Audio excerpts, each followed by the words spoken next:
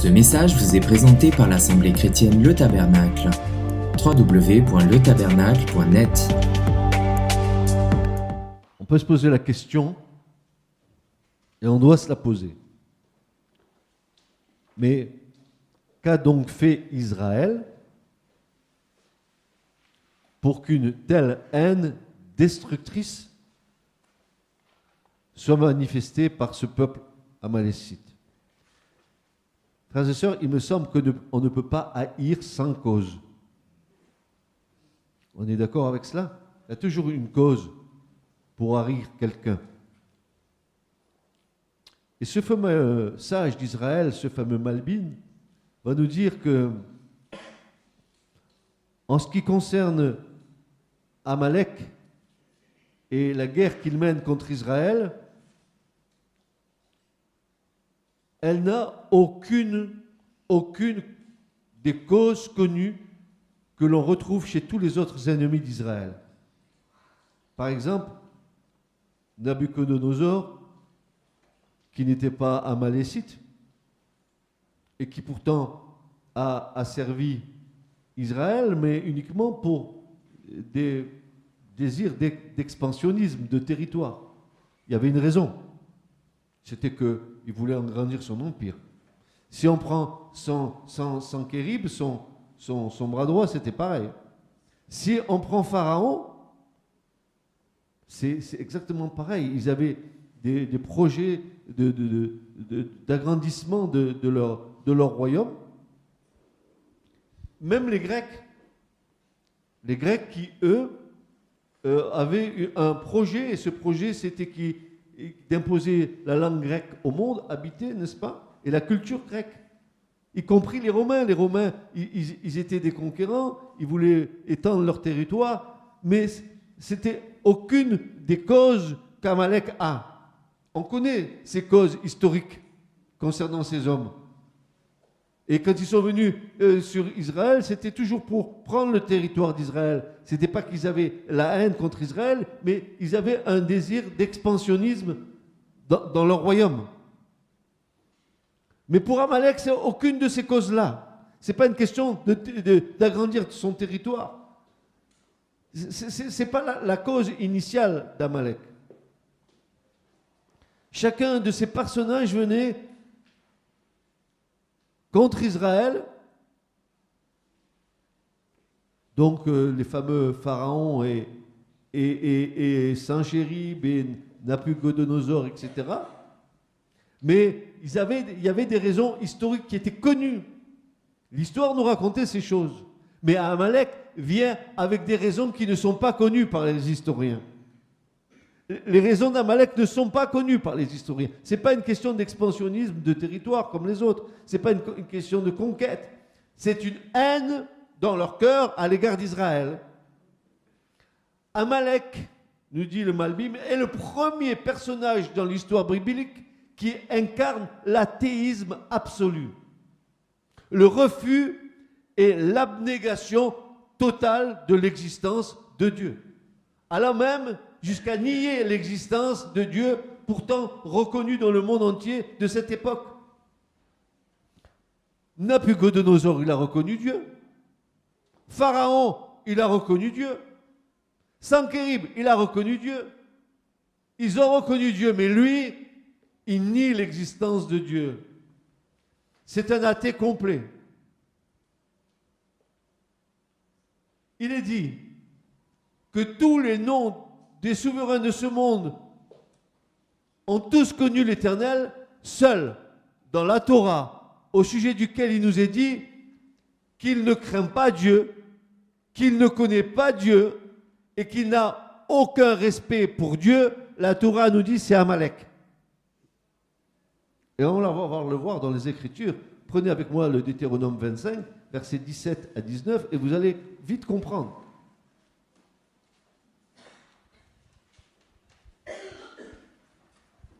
Deutéronome 25, versets 17 à 19.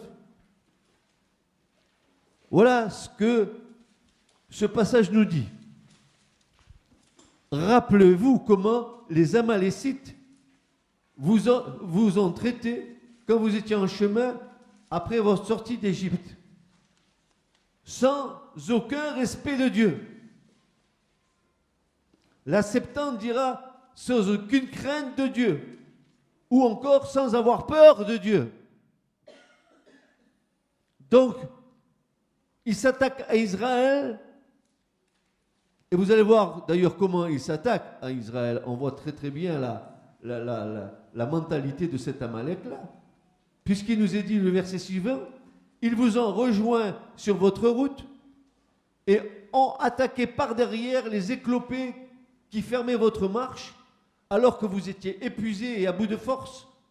Lorsque l'Éternel, votre Dieu, vous aura assuré une existence paisible, en vous délivrant de tous vos ennemis d'alentour, dans le pays qu'il vous donne comme patrimoine, pour que vous le possédiez, vous détruirez les Amalécites de dessous le ciel pour effacer leurs souvenirs. N'oubliez pas de faire cela.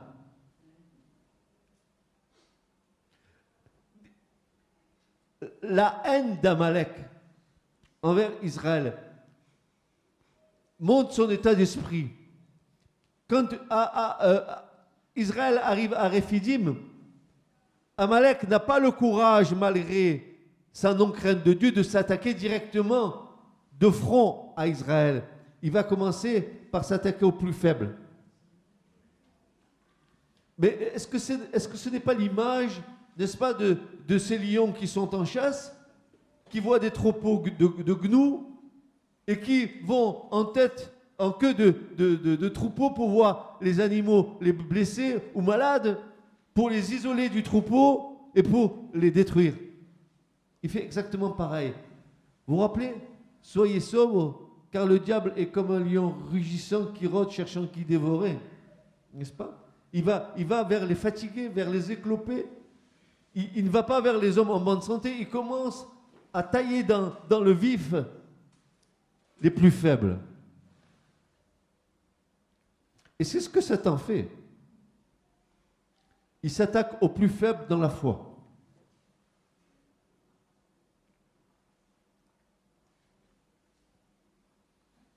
Satan est un peu comme Amalek et Amalek est comme Satan. Il ne craint pas de détruire. Nous est-il pas dit qu'il est le père du mensonge et meurtrier dès le commencement? Et nous voyons ici Amalek se comporter avec cet état d'esprit. Il vient pour détruire le peuple d'Israël sans cause. Ça faisait 400 ans que ce peuple était en captivité en Égypte. Il sort de l'Égypte, Amalek, sans cause. Nous verrons qu'il y a des causes, mais elles sont cachées. Mais sans cause apparente, tombe sur Israël dans un lieu appelé Réphidim. Et nous avons vu que le mot Réphidim, en hébreu, ça veut dire repos. Ça veut dire, ça devait être un lieu de repos pour Israël. Et au lieu d'avoir du repos, il y a la guerre.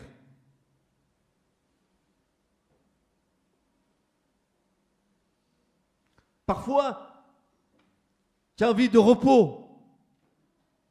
Et il y a la guerre.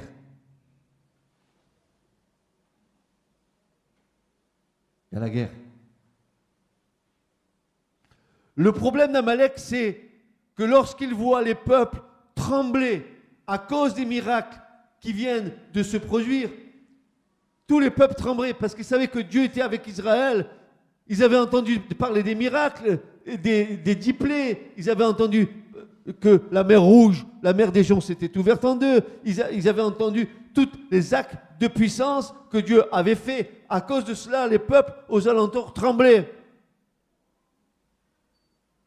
Amalek, lui, il a décidé de se battre contre Israël pour démontrer que Dieu ne peut pas sauver ceux qui croient en lui.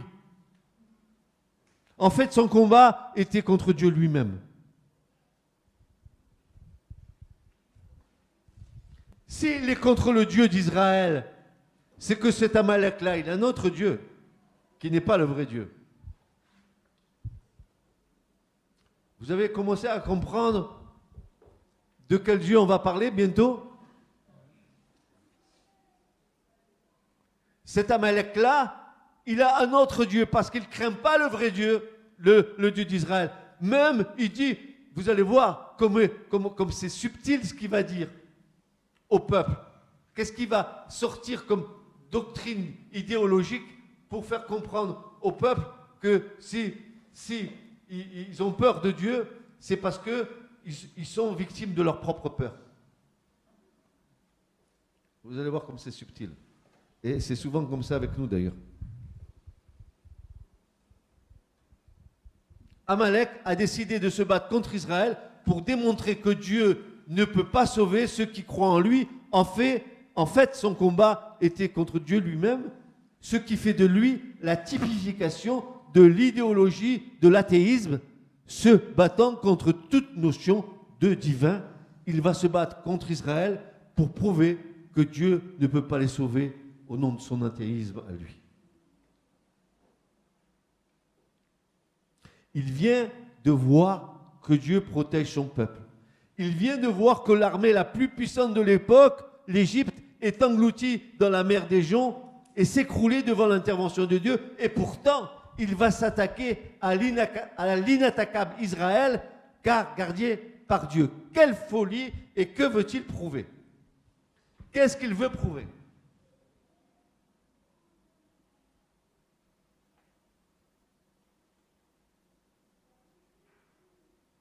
L'idéologie amalécite s'enracine dans un athéisme idéologique parce que partout où il entend parler de Dieu, il sort ses armes pour le combattre.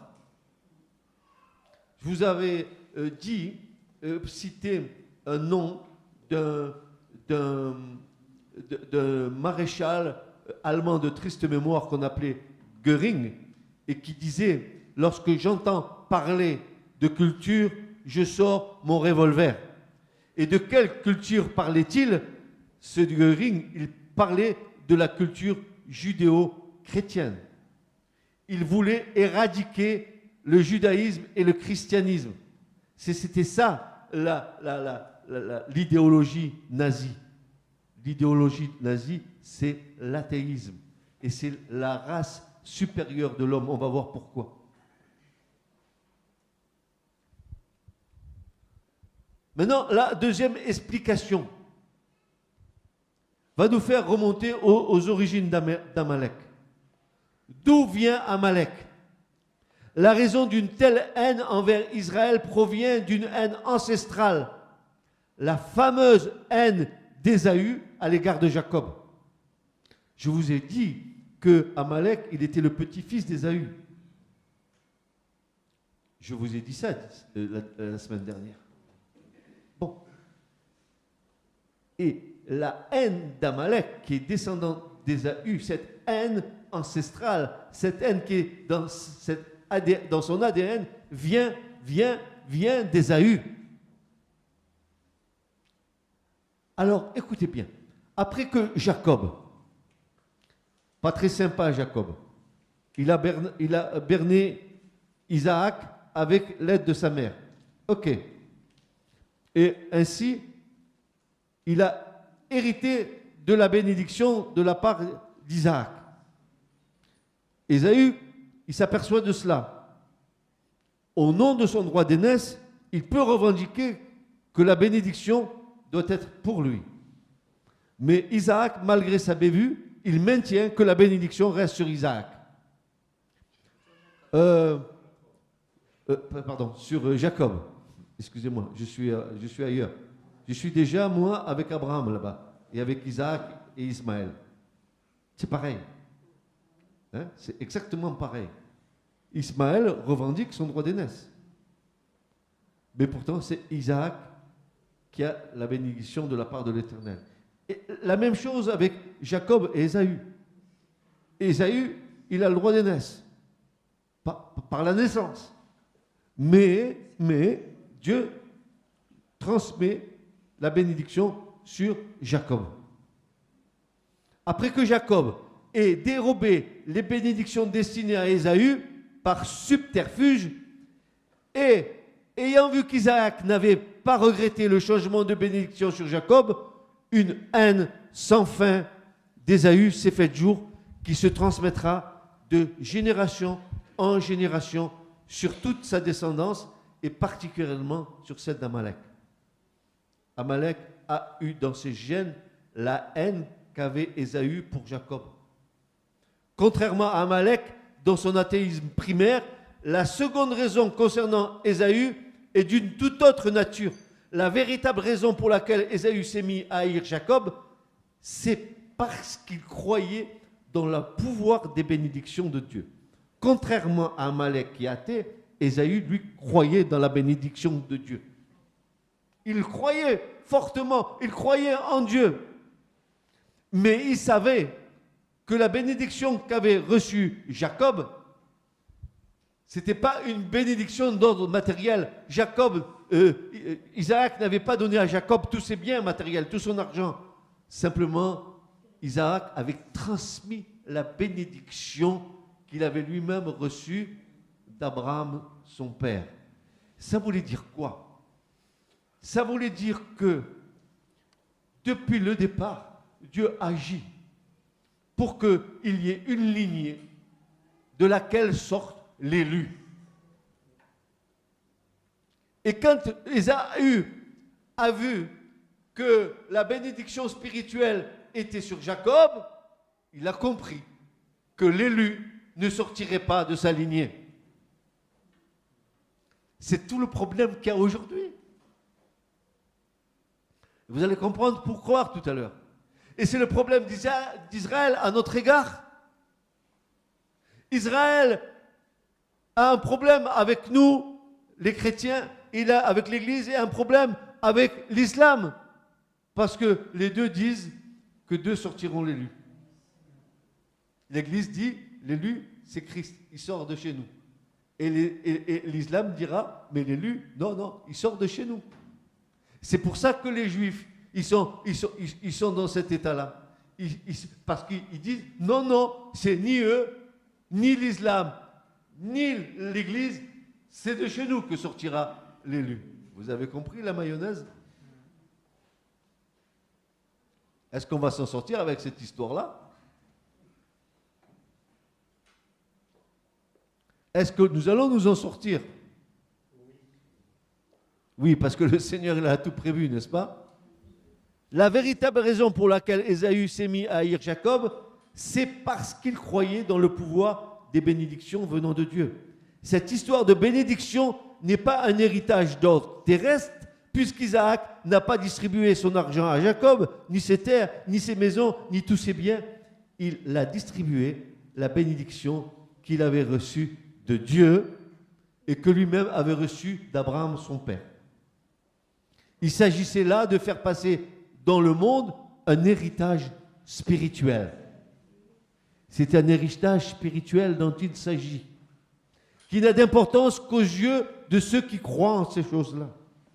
Et si Ésaü en fait un tel problème au point que cette colère, cette haine s'inscrivent et descendent dans son ADN, c'est qu'Ésaü, à ce moment-là, a une prise de conscience et une foi absolue dans l'existence de Dieu et le pouvoir de ses bénédictions. Ésaü savait que cette bénédiction venait de Dieu et que c'était une bénédiction d'ordre spirituel, parce que le Messie, quand il viendra, c'est pour bénir le monde entier. Et vous allez voir que ce n'est pas du tout la même position de Jacob, n'est-ce pas, et d'Ésaü. Jacob, lui, il veut se saisir de la bénédiction pour que le monde entier puisse jouir de la bénédiction, alors que Ésaü, il veut le contraire. Nous allons le voir.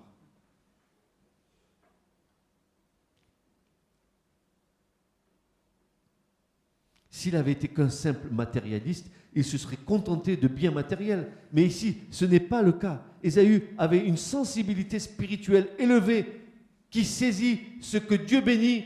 Eh bien, cela sera béni. En vérité, ce n'est pas seulement un problème d'héritage spirituel, c'est surtout un problème d'élection. Qui est l'élu? L'élu est en train de se construire à travers toutes les descendances. D'abord Abraham et Ismaël mis de côté. Ensuite Isaac qui reprend le flambeau de l'élection et de lui sortent de chemin. Ésaü et Jacob. Et ce combat entre Jacob et Ésaü pose cette question: par qui va passer l'élection? Parce que nous qui arrivons à la fin des temps, nous devons savoir d'où va sortir l'élu.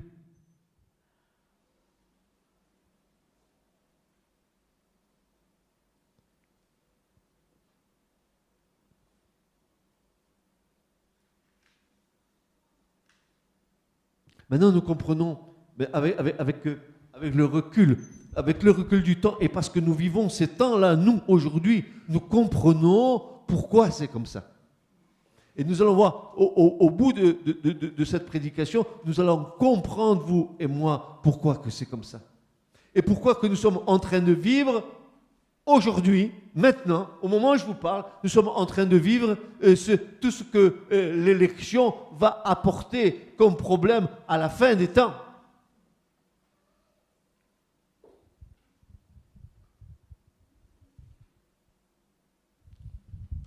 Les événements qui se passent aujourd'hui, si vous êtes connecté avec Israël, vous allez comprendre. Ce matin, il y a plus de 300 ou 400 soldats qui ont été mis dans toute la ville de Jérusalem pour quadriller la ville. Il y a eu encore 5 attaques à l'arme blanche. Il y a encore des heurts partout, c'est en train de s'enflammer de partout.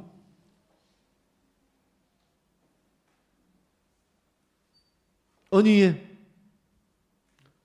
Le troisième temple ou la mosquée d'Al-Aqsa?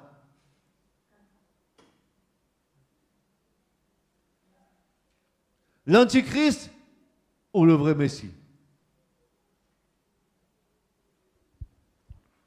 Parce que ne vous y fiez pas, hein, beaucoup vont être trompés avec l'Antichrist. Si nous ne sommes pas avertis des choses qui vont se passer, si nous ne sommes pas instruits par l'Écriture, nous allons nous laisser piéger. Parce que comme je dis, c'est comme du Canada Dry. Ça a la même couleur que le Canada Dry et tout, mais ça n'a pas le même goût. Mais ce n'est pas du Canada Dry. C'est du faux.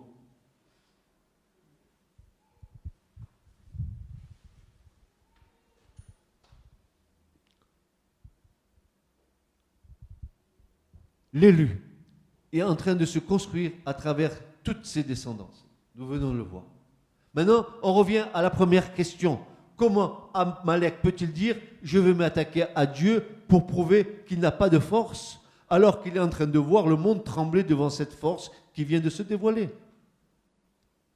Le Malbim, ce fameux sage d'Israël, va nous donner la réponse. Regardez comme c'est subtil. Libérez l'homme de la religion et de la morale, et vous verrez, vous arriverez à faire naître l'homme suprême. Libérez l'homme de la religion et de la morale, et vous arriverez à faire naître l'homme suprême. L'homme supérieur que rien ne peut arrêter. Car une fois la foi judéo-chrétienne évincée, l'homme retrouve sa liberté et sa puissance. Ils disent, si la morale chrétienne, et si on éradique la notion du péché, l'homme il va trouver sa pleine liberté, sa pleine puissance. Et c'est ce qu'a fait un petit peu Hitler avec la race des Aryens, quand il a voulu faire une sélection d'hommes blonds et avait aux yeux bleus une race pure, soi-disant.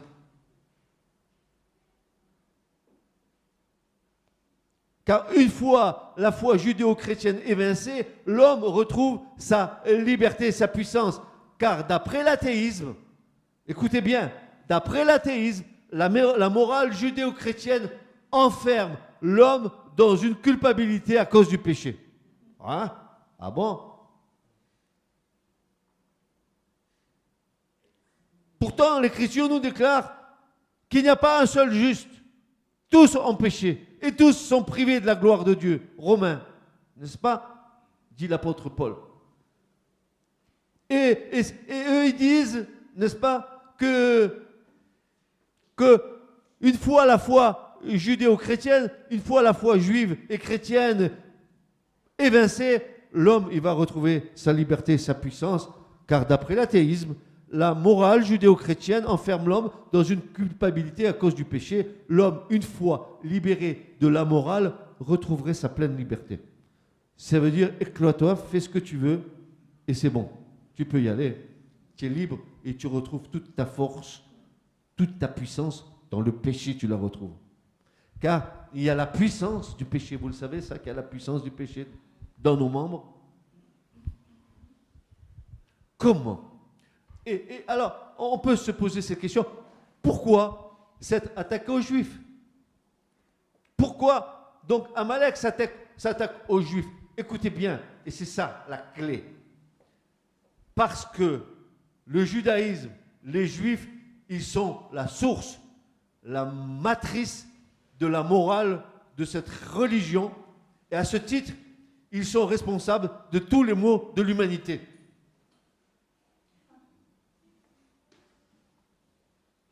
Vous commencez à comprendre? Et bien sûr, puisque l'Église est dans le coup, eh bien, ça ne sera pas seulement le judaïsme, mais ça sera aussi la chrétienté. La religion judéo-chrétienne à l'origine de l'affaiblissement de l'homme. La morale est l'ennemi de l'homme. C'est tout le langage antisémite fondamental. Voilà, on y est. Donc, il ne faudrait pas avoir de Bible. Mais s'il n'y a pas de Bible, il n'y a pas de Coran non plus. Comment se fait-il qu'Amalek voit la force de Dieu et qu'il dise que ce Dieu-là est sans force et qu'il veut le prouver? Mais c'est stupide, c'est fou, c'est insensé. Que faut-il qu'Amalek le soit-il? Il est fou, stupide et insensé.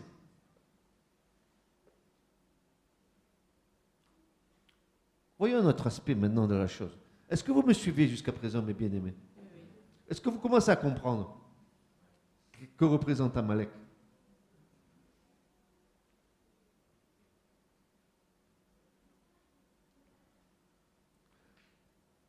Amalek explique. Vous savez pourquoi vous êtes tombés devant Israël? Il explique au peuple. Parce que vous croyez en leur Dieu, vous tremblez. Mais ce n'est pas Dieu qui vous fait trembler. Ce sont vos fantasmes. C'est votre peur. Et donc, vous êtes prisonnier de cette peur. Un homme tombe de ses propres peurs car il projette ses angoisses. Et on a un exemple dans l'Écriture de ça, frères et sœurs. On a un exemple qui va nous faire comprendre que souvent, nous aussi, nous agissons comme ça. Regardez bien. C'est ce que les espions diront au retour de l'exploration du pays de Canaan. Nous nous regardions à nos propres yeux comme des sauterelles. C'est ainsi qu'ils nous voyaient, les géants de la race d'Anak. Ce verset n'a aucun sens. Ils auraient dû dire, les géants cananéens nous regardaient comme des sauterelles. Mais le verset nous dit, nous étions à nos yeux nous-mêmes comme des sauterelles. C'est pas que les Anaks les voyaient comme des sauterelles, c'est eux qui se voyaient comme des sauterelles. Ils avaient la trouille, ils avaient la peur. Nous étions nous-mêmes nous étions à nos yeux comme des sauterelles. C'est ainsi qu'ils nous voyaient. C'est parce que c'est toi qui te vois comme une sauterelle que eux te voient comme une sauterelle. C'est parce que toi tu te vois comme une sauterelle que eux te voient comme une sauterelle.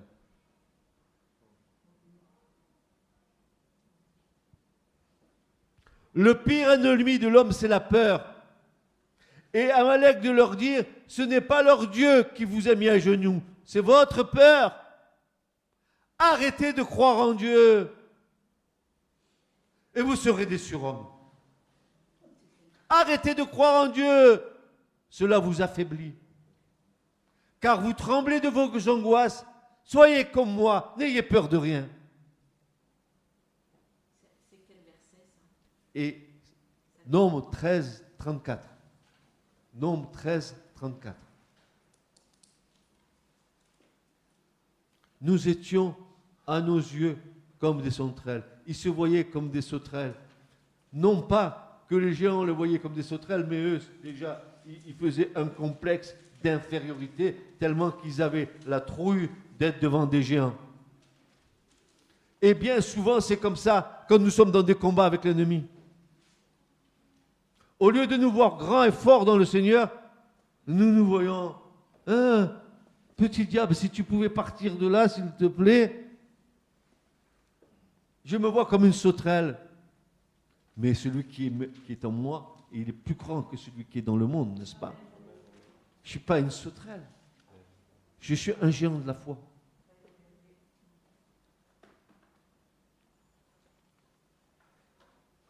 Car vous tremblez de vos angoisses, soyez comme moi, n'ayez peur de rien. Le Malbin est en train d'identifier Amalek. Toute idéologie qui dit que la croyance est ce qui affaiblit les hommes, cette idéologie est amalécite. Par exemple, Marx, le fameux Marx. Marx avait une idéologie amalécite. Il disait la religion est l'opium des peuples. C'est une idéologie amalécite. Et Marx n'a pas tort, car il nous parle de la mauvaise religion.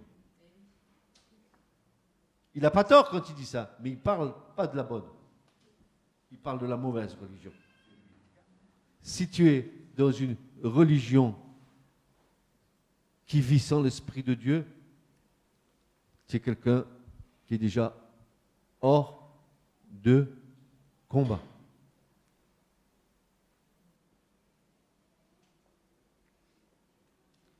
Si tout est clean dans ta vie, tout se passe bien, que tu n'as aucun combat, rien, que tu vogues sur la galère de ta vie, tranquille, tu es chrétien, hein, je parle. Ah non, pas chrétien, non, enfant de Dieu. Fais attention parce que l'Écriture nous dit tout à fait le contraire, que ceux qui veulent vivre pieusement en Christ seront persécutés. Tout chrétien passe par de la souffrance. Tout chrétien passe par l'épreuve, parce qu'elle est formatrice. Parce que l'épreuve, c'est un pédagogue qui nous donne l'occasion d'être formés par Dieu. Le Malbin va nous ramener à la seconde explication qui va déboucher sur une raison d'ordre religieuse. Il identifie l'origine amalécite non à une guerre contre Dieu, mais à une guerre contre ceux qui veulent lui prendre l'élection. Une guerre contre ceux qui veulent lui prendre l'élection. Vous avez bien compris? Car Amalek considère que s'il doit y avoir un élu, c'est lui. C'est lui le nouvel Israël. Et par définition, qui est l'ennemi d'Amalek? Eh bien, le vrai Israël. Il dit que lui, il est le vrai Israël. Mais son ennemi, à lui, c'est le vrai Israël. C'est Israël selon la chair que nous connaissons et qui est sur la terre d'Israël. Quelle est la différence fondamentale entre l'élection d'Israël, c'est-à-dire Jacob, et l'élection d'Ésaü? C'est que l'élection d'Ésaü passe par l'écrasement et l'extermination des autres. Alors que quand Jacob dit « je suis l'élu », c'est pour amener l'humanité tout entière à jouir de cette élection. L'élection d'Israël, c'est pour toute la terre entière. La bénédiction d'Israël, c'est pour toutes les nations. Alors qu'Ésaü, c'est l'écrasement et l'anéantissement.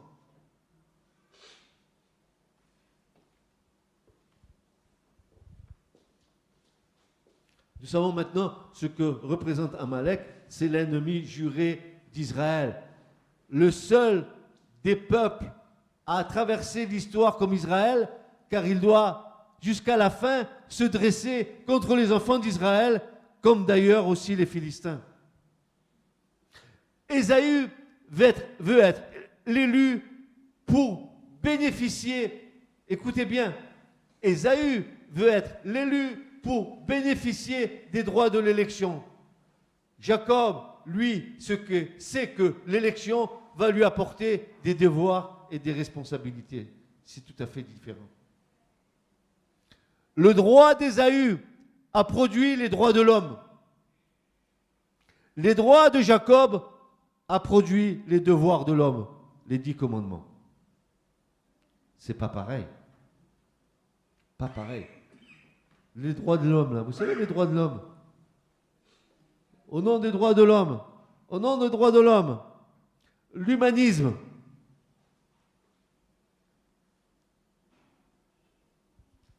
Il n'y a pas pire que l'humanisme.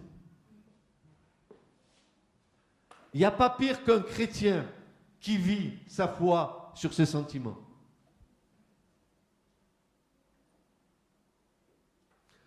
Les sentiments nous trompent.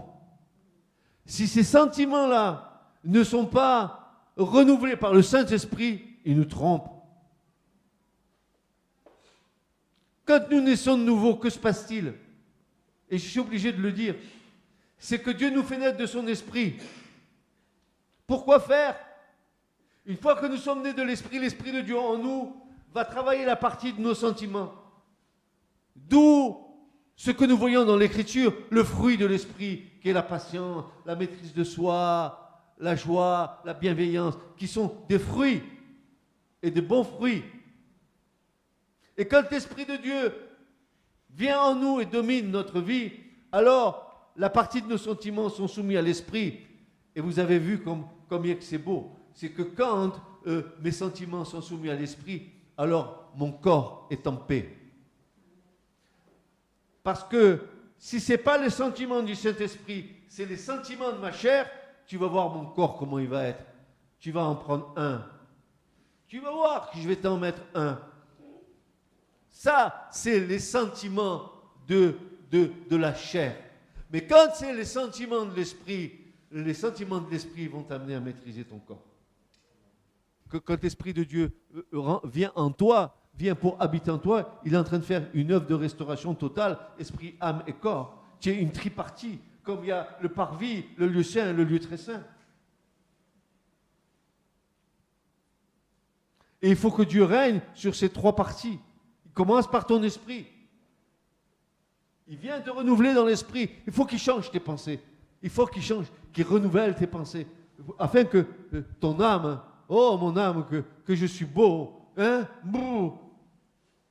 Dès qu'on me touche un peu, ah, bouh, hein, oh.